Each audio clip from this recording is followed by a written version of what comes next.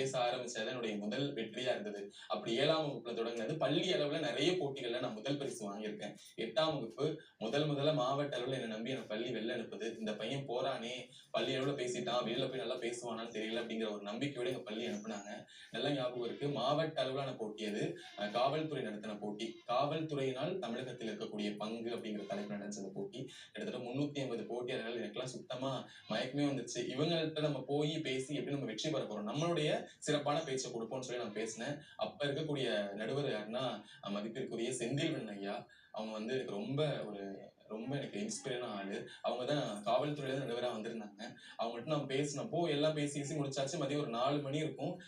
முதல் பரிசு அப்படின்னு சொன்னோடனே எடுத்தோடனே முதல் பரிசுக்கு போயிட்டாங்க. நம்ம கண்டிப்பா வராது, ஆறுதல் பரிசுல ஏதாவது ஒரு பரிசு இருப்போமான்னு பார்த்துட்டு இருக்கிறப்போ முதல் பரிசு செல்வன் சே கிருஷ்ணன், 8ஆம் வகுப்பு ஆ பிரிவு, தமிழவில் உமா மகேஸ்வரன் மேல்நிலைப்பள்ளின்னு சொன்னதுதான் எனக்கு தெரியும். அப்பதான் எனக்கான செல்ஃப் கான்பிடன்ஸ் எனக்கு வந்துச்சு. நம்மளாலையும் பேச முடியும், என்னுடைய பேச்சுக்கு வெற்றி கிடைக்கும்னு சொல்லி. அந்த பேச்சு போட்டியோட பரிசு போய் 10,000 ரூபாய். எங்க அப்பாவோட மாச சம்பளம் எனக்கு தெரிஞ்சு 4,000 ரூபாய் இருந்தது. எங்க அப்பா வந்து காலையில முழுக்க செய்தித்தாள் போடுவாங்க, இரவு வந்து ஒரு உணவு விடுதியில வந்து வேலை பார்க்குறாங்க. எப்படி சொல்லணும்னா, எங்க அப்பா எல்லாரும் தூங்கிக்கிட்டு இருக்கிறப்போ அப்பா எந்திரிச்சு வேலைக்கு போவாங்க. எல்லாரும் தூங்கினதுக்கு அப்புறம் தான் வீட்டுக்கே வருவாங்க. அப்படிப்பட்ட குடும்ப சூழல் எங்க சூழல்.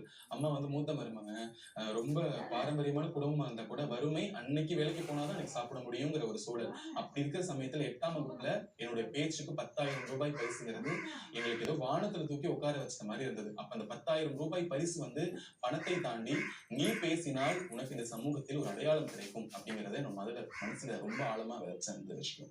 அதுக்கப்புறம் நிறைய பணப்பரிசுகள், நிறைய பண முடிப்புகள், நிறைய பதக்கங்கள்னு சொல்லி என்னுடைய பேச்சை நான் வளர்க்க ஆரம்பிச்சேன். எப்படி பேசணும், யாரை பார்த்து பேசணும் அப்படிங்கிறப்போ எனக்கு அப்பையில இருந்து என்னுடைய பேச்சுக்கு வந்து கிருபானந்த வாரியரா இருக்கட்டும், இல்ல நம்ம தேசமங்கேற்கரசி அம்மாவோட பேச்சா இருக்கட்டும் ரொம்ப கவர்ந்து இழுத்துச்சு.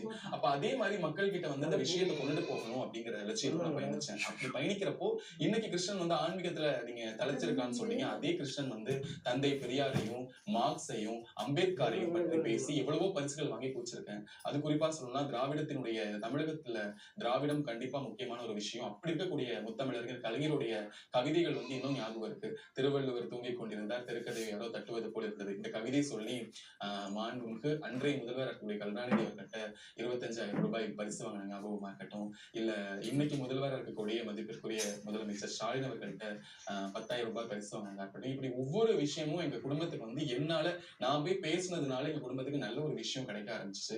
அதுல இருந்து எங்க குடும்பத்துல எங்க அம்மா சொன்ன மாதிரி ஆரம்பத்துல நான் போட்டிக்கெல்லாம் போனேன்னா ஒரு சர்டிபிகேட் வாங்கிட்டு வருவேன். இந்த சர்டிபிகேட்டை பார்த்துட்டு அறியாமையில எங்க பாட்டி சொல்லுவாங்க, சர்டிபிகேட்டடா வச்சுக்கோ, மழை காலத்துல உதவும். மழை காலத்துல இருந்தா எங்க வீடு ஓட்டு வீடுங்கிறதுனால மழை காலத்துல எங்கேயாவது தண்ணி ஒழுகின மாதிரி இருந்துச்சுன்னா இதை அங்கங்க சொருவிக்கலாம் அப்படின்னு பாட்டி வந்து நகைச்சுவாய் சொல்லுவாங்க.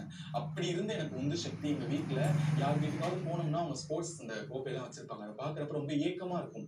நம்மளுக்கு வந்து இப்ப பார்த்தாலும் புத்தகம் தான் கொடுக்குறாங்க. திருக்குறள் புத்தகம் கொடுப்பாங்க, பாரதிதாசன் புத்தகம் கொடுப்பாங்க, காந்தியோட சத்திய சோதனை புத்தகம் கொடுப்பாங்க. காந்தி சத்திய சோதனை மட்டும் எனக்கு 15 புத்தகம் இருக்கு. இப்படி புத்தகமா வாங்கிட்டு இருந்தேன். எனக்கு இந்த கோப்பை, பதக்கம் எல்லாம் பாக்குறப்ப எனக்கு ரொம்ப எப்படா இதெல்லாம் வாங்க மாட்டோமா அப்படின்னு இருந்த காலகட்டத்துலதான் தஞ்சை பெரிய கோவில்ல சதய விழா அன்னைக்கு மாவட்ட அளவில் நான் பேச்சு போட்டி. அந்த பேச்சு போட்டி நான் பேசுறேன். தஞ்சை பெரிய கோவில போய் பேசுறேன். பெரிய கோவில் நந்தீஸ்வரன் பகவான் பத்தி பேசுறேன். ராஜராஜனுடைய வெற்றியை பத்தி அப்படின்னு பேசி ஆயிரக்கணக்கான பக்தர்கள் சூழ்ந்துட்டாங்க. சூழ்ந்து அந்த பரிசு வந்து எனக்கு பின்னாடி இருக்கக்கூடிய நல்ல பெரிய ஒரு கோவில் கோப்பை இருக்கும். அந்த கோப்பை தான் நான் வென்றிருக்கேன். அந்த கோப்பை வாங்கினேன். ஆனா அங்க இருக்கக்கூடிய ரசிகர்கள் எல்லாம் 100, 200, 300ன்னு அவங்க கொடுத்த பணப்பரிசு எனக்கு 1000 ரூபாய் வந்துருச்சு. அப்படி என்னுடைய பேச்சுக்கான அங்கீகாரம் மக்கள் கிட்ட கிடைக்குது அப்படிங்கிறப்போ நான் அந்த பேச்சை ரொம்ப ரசிக்க ஆரம்பிச்சேன். இப்படியே பல கனவுகளோட போனேன்னா தஞ்சை மாவட்டத்திலேயே கிருஷ்ணன் வந்துட்டானடா, இன்னைக்கு நம்ம பரிசு இல்லைங்கிற நிலைமைக்கு நான் என்னுடைய நிறைய பறிச்சேன்.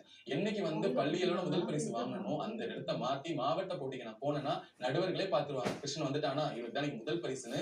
நடுவர்களுடைய மனநிலையை மாற்றுறது மட்டும் இல்லாம அங்க இருக்கக்கூடிய போட்டியாளர்கள் மனநிலையை மாற்றணும். கிருஷ்ணன் வந்துட்டானே நம்ம போச்சுன்னு சொல்லி என்னை பார்த்தே பல போட்டியாளர்கள் வந்து நடுங்க செய்த தருணங்களும் இருக்கு. அதை வந்து நான் வந்து சந்தோஷமா எடுத்துக்க அதே சமயம் வந்து நான் என்னைக்கும் நம்ம தான் பெரிய பேச்சாளர்கள் நினைக்க மாட்டேன். எந்த போட்டிகளுக்குமே தயாரிப்பு இல்லாம நுழைய மாட்டேன். இப்படி நிறைய விஷயங்களை சின்ன வயசுல தயார் பண்ணதுனால எந்த சூழ்நிலையும் எந்த தலைப்பு கொடுத்தாலும் என்னால பேச முடியுங்கிற தன்னம்பிக்கை எனக்குள்ள வந்துச்சு. இப்படியாக போயிட்டு இருந்ததுல 10ஆம் வகுப்புல 425 மதிப்பெண்கள் பெற்றிருந்தேன். அது எங்க குடும்பத்துக்கு ரொம்ப மகிழ்ச்சியான ஒரு தருணம். 12ஆம் வகுப்புல போட்டின்னு போய் குடும்பத்தையே பார்த்துக்கிட்டு இருந்ததுனால 279 மதிப்பெண் தான் பெற முடிஞ்சிச்சு. பரவாயில்ல, இனிமே என்ன படிக்கலாம் அப்படின்னு வந்திருந்தப்போ இவ்வளவுதான் நம்ம சோறு போடுறது தமிழ் தானே, தமிழே எடுத்து படிப்போம் அப்படின்னு கேட்டப்போ என்னுடைய தமிழாசிரியர் மலர்விழி சொன்னாங்க, தம்பி தமிழ் உனக்கு சோறு போட்டுச்சு இல்லைன்னு சொல்ல, அது ஃபியூச்சர்ல போடுமான்னு தெரியாதுடா. எனக்கு நிறைய தனியார் பள்ளி ஆசிரியர்கள் வந்து தமிழ் பாடமா எடுத்துட்டு ஒரு பள்ளியில 5000த்துக்கோ 6000த்துக்கோ வேலை பார்க்கறத நான் கண்ணோட பார்த்திருக்கேன். நீங்க குடும்பத்தை தலையெடுத்து வரணுங்கிறப்போ நீங்க எப்படி இருக்க போறீங்க பார்த்து முடிவு பண்றான்னு சொன்னப்போ, நான் என்னுடைய தமிழாசிரியர்கிட்ட அந்த முடிவை கேட்டு என்னுடைய தலைமை ஆசிரியர்கிட்ட போய் நான் கேட்டேன். என்னுடைய தலைமை ஆசிரியரோட பேர் வந்து சரவணன். சரவணன் ஐயா மட்டும் இல்லைன்னா இன்னைக்கு இந்த கிருஷ்ணன் இல்லை அப்படின்னு தான் சொல்ல முடியும். என்னுடைய ஒவ்வொரு வெற்றிக்கும் நான் இன்னைக்கும் என்னுடைய வெற்றியை வந்து முகநூல்ல பதிவிட்டாலும் சரி, என்னுடைய வெற்றிக்கு முதலால வந்து அன்பால் தம்பி உன்னால முடியும், நீ கண்டிப்பா வெற்றி பெறுவேன்னு சொல்லி இன்னைக்கு வரைக்கும் என்னை வந்து ஊக்கம் கொடுக்கிற என்னுடைய தலைமை ஆசிரியர் மதிப்பிற்குரிய சரவணன் அப்பா அப்பான்னு தான் சொல்லணும். ஒரு முறை நான் ஒரு தொலைக்காட்சி நடத்தின ஒரு பேச்சு போட்டியில மாநில அளவில் முதல் பரிசு வாங்கினேன். அந்த பேச்சு நடுவர் சொல்லியிருப்பாரு, இந்த பிள்ளையை பெற்ற தாய் தந்தை கொடுத்து வச்சுக்கணும்னு சொல்லி. அப்போ வந்து என்னுடைய தலைமை ஆசிரியர் அந்த காணொலியை பார்த்துட்டு அழுதுட்டு அம்மாட்ட சொன்னாங்க.